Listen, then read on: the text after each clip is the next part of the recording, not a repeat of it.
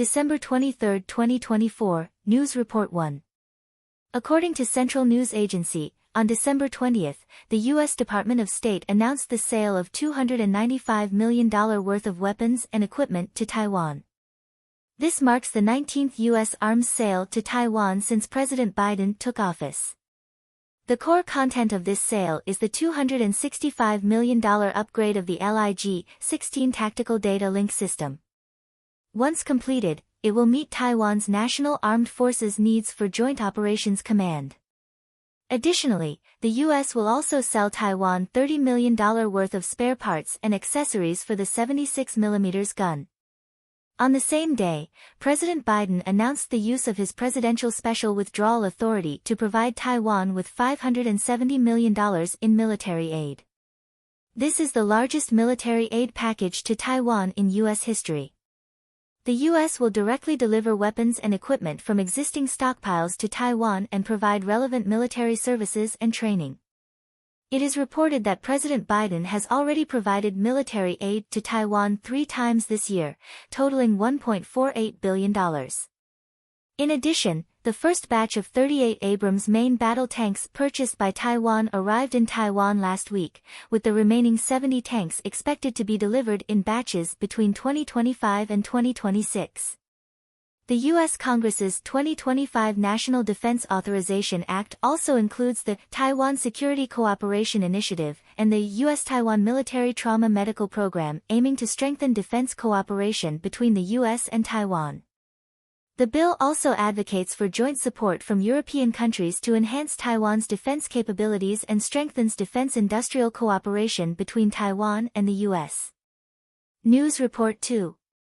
According to Voice of America, U.S. Central Command announced on December 22 that a U.S. Navy cruiser mistakenly launched a missile at 3 a.m. on December 22 in the Red Sea, hitting one of its own fighter jets. Fortunately, the 2 pilots aboard the fighter jet ejected and survived. The fighter jet, an F-18 Hornet, had taken off from the USS Truman aircraft carrier. The incident occurred because the missile cruiser USS Gettysburg, part of the Truman Carrier Strike Group, mistakenly identified the fighter jet as an enemy target and fired a missile. The Truman Carrier Strike Group is currently on a mission in the Red Sea to protect commercial ships from attacks by Yemen's Houthi rebels. Before the incident, the U.S. military was conducting strikes against Houthi forces. On the evening of December 21, the U.S. military carried out airstrikes on missile storage facilities and command centers of the Houthi rebels in Yemen, aiming to weaken their attack capabilities. News Report 3. According to 21st Century Business Herald, the People's Bank of China is about to announce fines of 10 million yuan each for 3 financial institutions for disrupting securities market prices. However, this reason is being questioned. Industry analysis suggests that the real cause is that Chinese banks, funds, and securities firms have invested large amounts of money into the bond market to purchase government bonds, which caused a significant drop in bond yields, reaching historical lows. As of December 23, the 1-year government bond yield in China was 0.845%, the 5-year yield was 1.361%, and the 10-year yield was only 1.7%. In contrast, the U.S. 10-year bond yield stands at 4.547%. The interest rate gap between China and the U.S. has reached 2.8%, which is at a very high level and is detrimental to the Chinese economy. This interest rate differential reflects the stark differences in economic prospects between the 2 countries. The U.S. economy shows strong growth potential with a bond yield of 4.7%, while China's economy is under greater pressure, with a bond yield of only 1.7%. This situation not only reflects the market's vote on the economic outlook but also intensifies the pressure on the depreciation of the renminbi. In response, the People's Bank of China has chosen to suppress financial institutions' demand for government bond purchases through administrative measures to ease related issues. This measure has also triggered market concerns about the effectiveness of economic policies and future trends. News Report 4. According to the China Times, Deloitte China recently released the Review and Outlook report on China's and Hong Kong's IPO markets, which indicated that the performance of China's IPO market in 2024 has been poor. Only 101 stocks completed their initial public offering, IPO, this year, raising a total of approximately 68 billion yuan. Compared to last year, the number of IPOs has decreased by 68%, and the amount of funds raised has dropped by 81%. The significant decline in IPOs is mainly due to the weak performance of China's capital markets. Analysis suggests that frequent policy changes by regulators and the replacement of the chairman of the China Securities Regulatory Commission, CSRC, have put considerable pressure on the stock market. The depressed market sentiment has led to a continuous decline in the Chinese stock market, which directly affects the number and scale of IPOs. Various market participants are paying attention to future trends and hope for more stable and supportive policies to improve the market environment and boost investor confidence. News Report 5. According to Central News Agency, the Taiwan Legislative Yuan, last week, with the joint push of the Kuomintang, KMT, and the Democratic Progressive Party, DPP, forcibly passed the Public Finance and Budget Allocation Law. In response, Chen Shuzi, Director General of the Directorate General of Budget, Accounting and Statistics, DGBAS, held a press conference, stating that according to the new law, the central government will need to allocate 375.3 billion yuan to local governments. This allocation will severely impact next year's fiscal budget, potentially requiring a reorganization of the budget. Chen pointed out that the 375.3 billion yuan represents 9% of Taiwan's fiscal revenue, and without increasing borrowing, the central budget will be forced to cut by 28%. This will have significant impacts on various planned expenditures, particularly on national defense, labor insurance, health insurance, rental subsidies, measures to combat low birth rates, and appliance subsidies. She emphasized that these budget arrangements are unreliable under current circumstances and could further burden the central government's finances. The Executive Yuan spokesperson indicated that relevant departments are currently studying constitutional procedures to address this situation and will make further responses. News Report 6. According to a Twitter post, on March 23, a shooting occurred at Lianqing Logistics Company in Yangjiang, Guangdong Province. A 62-year-old employee, Lin Mei, shot and wounded the company owner, Wei Jiangwen, before turning the gun on himself. This is the first labor dispute in China involving firearms, attracting widespread attention. Analysis suggests that this incident reflects a growing social tension in the context of economic downturn pressures, potentially escalating into extreme events. Video footage and pictures from the scene show that the weapon was a submachine gun with a serial number. Some netizens pointed out that in recent years, there have been signs of gun smuggling in regions such as Guangdong, Guangxi, and Yunnan, raising concerns. Commentators indicate that this incident may signal further intensification of social conflicts and urge relevant authorities to strengthen regulations, prevent illegal firearms from entering, and properly address labor disputes to prevent similar tragedies from recurring. News Report 7. On December 22, the government of Shihu District, Nanchang City, Jiangxi Province, issued an official announcement on its Weibo account, stating that Beijing Anding Hospital released a diagnosis on December 21, showing that Jiangxi woman Li Yixue was suffering from obsessive-compulsive disorder and personality disorder and was arranged to receive medical treatment by the local community. This has raised suspicions that the measure is actually a forced admission to a psychiatric hospital, aiming to find legal grounds for such actions. Li Yixue, 21 years old, is a graduate of Jiangxi University of Finance and Economics. In April 2022, after being sexually harassed by an assistant police officer, she was sent to a psychiatric hospital in Jiangxi Province for involuntary hospitalization for 56 days, during which she claimed to have been tortured and abused. After her release, Li Yixue filmed a video exposing the dark side of the psychiatric hospital and filed lawsuits against the police station and the hospital. However, during the trial, she went missing. On December 14, Li Yixue posted a video stating that over 10 people from the Public Security Bureau had broken into her home, destroyed surveillance cameras, and she sought help from netizens, but no further updates followed. Her disappearance and the suspected forced admission to a psychiatric hospital have sparked widespread social concern and intense public reaction. Netizens began searching for Li Yixue's whereabouts and repeatedly called the police station for information. On December 22, lawyer Shang Fangjian from Jiangsu traveled to Nanchang Psychiatric Hospital in search of her, but was blocked by police and security guards. When inquiring at the Nanpu Street office, staff claimed to be unaware of her whereabouts, despite the official announcement clearly stating she was sent to the hospital by the street office. The case of Li Yixue has caused a public uproar. Commentators pointed out that this is not an isolated case, and that the Chinese Communist Party has long used psychiatric hospitals as a means to suppress dissent.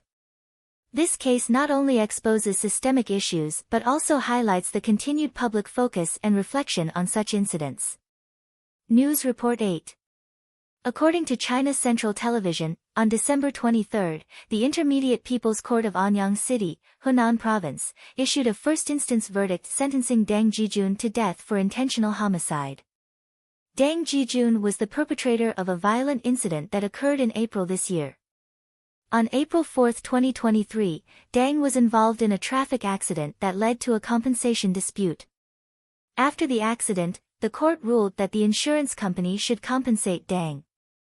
However, Deng strongly disagreed with the court's decision, believing it favored the insurance company and was unfair in the amount of compensation.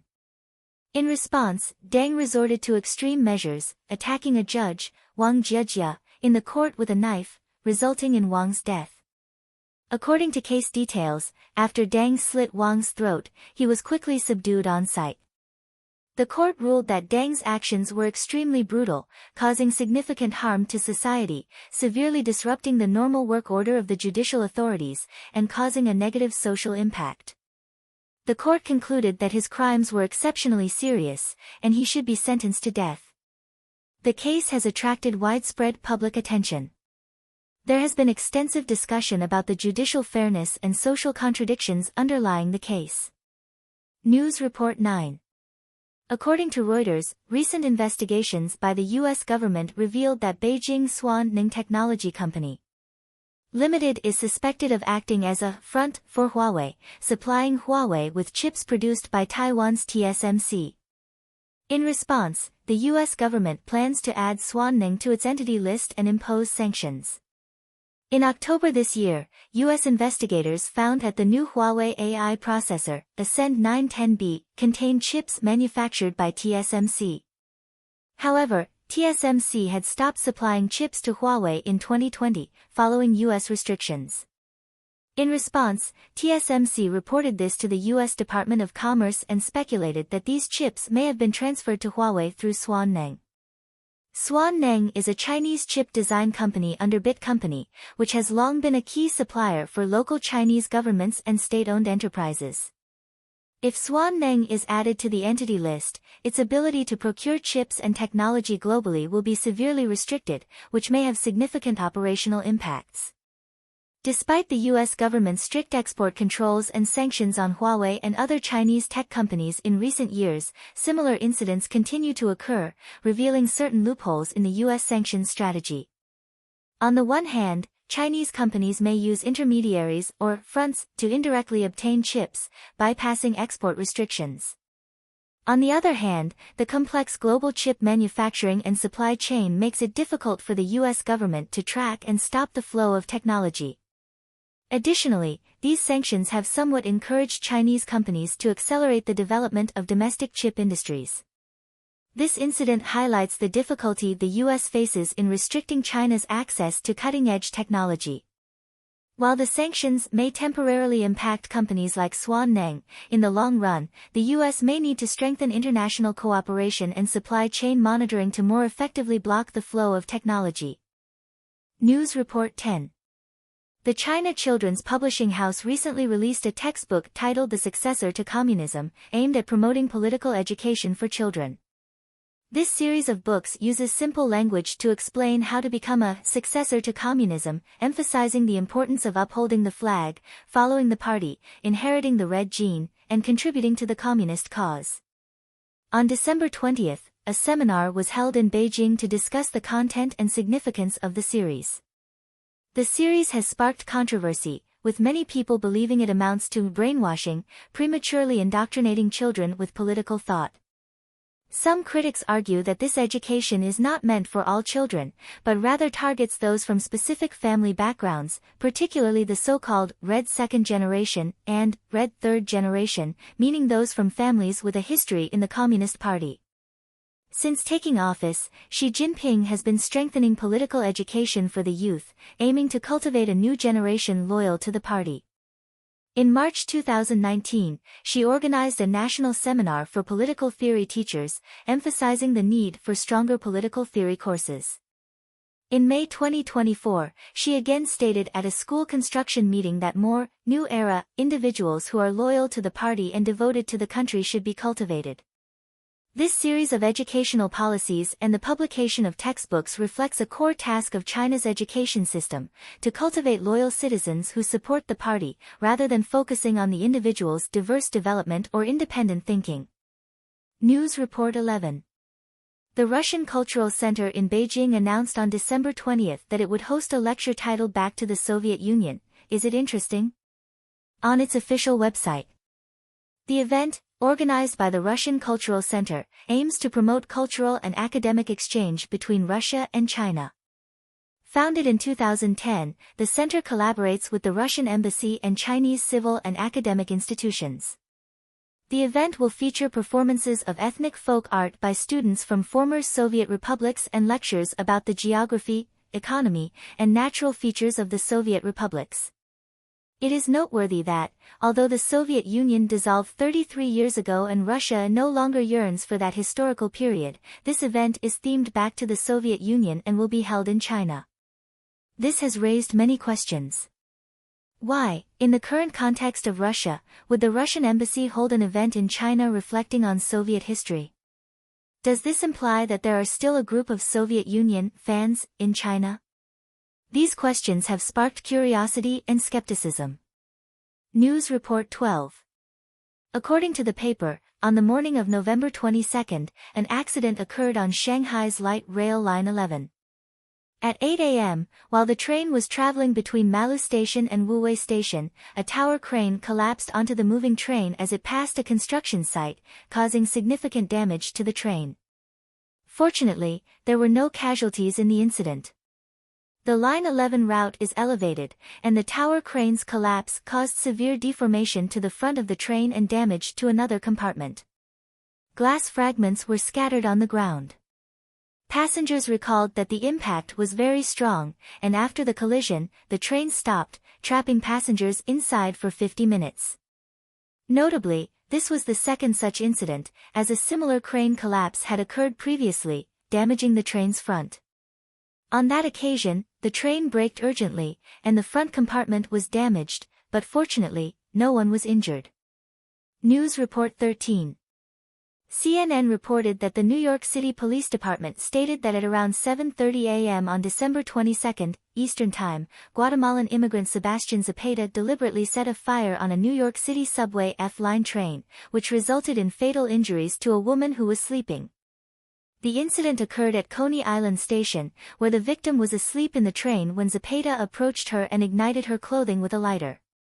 He then sat on a bench on the platform and watched coldly as the flames engulfed the victim. Sources revealed that 33-year-old Zepeda had been living in the United States since 2018, and he was arrested by the police that day. The motive for the crime has not been made public. The brutal nature of this crime has shocked the public, as it is hard to understand why someone would commit such an act. News Report 14. Deutsche Welle reported that Albanian Prime Minister Edi Rama announced on December 21 that Albania would ban TikTok for 1 year starting in January, citing the platform's role in inciting violence and bullying among minors, particularly between children. This decision follows a tragic incident in November 2023, when a 14-year-old boy was fatally stabbed after an argument with another teenager over content on the platform. Albanian media reported that, influenced by TikTok videos, Albanian schoolchildren were regularly bringing knives to school and using them in fights or bullying incidents. Albania has a population of 2.74 million, with 440,000 minors under 14 years old, accounting for 16% of the population. Research shows that minors are the primary users of TikTok in Albania, a trend that is common worldwide. News Report 15. Voice of America reported that Sweden's Defense Department stated that the Chinese cargo ship Yiping 3 resumed its voyage on December 21 to its original destination of Egypt and Zayed port. On November 17, Yiping 3 had sailed 160 kilometers while dragging its anchor, severing 2 underwater cables in Swedish waters. Earlier, on October 19, the Danish Navy had pursued the ship for several hours near Denmark's coast and eventually intercepted it. The Swedish government stated that, because the ship was docked in international waters, Sweden could not exercise jurisdiction over foreign vessels. On December 19, governments from Sweden, Germany, and Finland joined the investigation at China's invitation. Swedish police stated that the investigation was led by China, with Swedish officials boarding the ship as part of the official crew. The chairman of Sweden's National Accident Investigation Board said before boarding that they hoped to hear the crew's explanations and understand the situation. News Report 16. South Korean President Yoon Suk-yeol's declaration of martial law has sparked a political crisis. To stabilize the situation, South Korea's ruling and opposition parties began cooperating, but tensions soon resurfaced.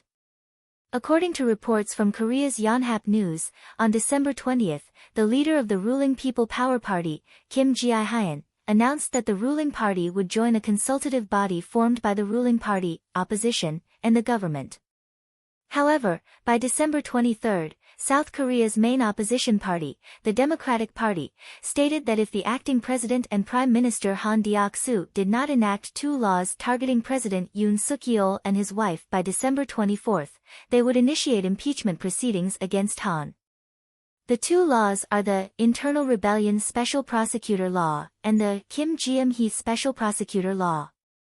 The former calls for the appointment of a special prosecutor to investigate President Yoon's emergency martial law declaration, while the latter involves a special prosecutor for investigating the case of Yoon's wife, Kim Ji-hee, allegedly manipulating stock prices. These laws passed on December 12, and since the Democratic Party holds a majority in the National Assembly, the passage of these laws is almost certain. However, the ruling People Power Party does not support these laws, particularly the Kim Ji-hee Special Prosecutor Law. As a result, Prime Minister Han has delayed action on these laws, partly due to concerns that enacting them could involve sensitive presidential powers. News Report 17.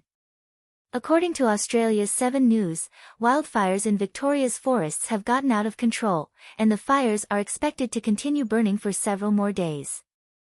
The state government has ordered the evacuation of thousands of residents.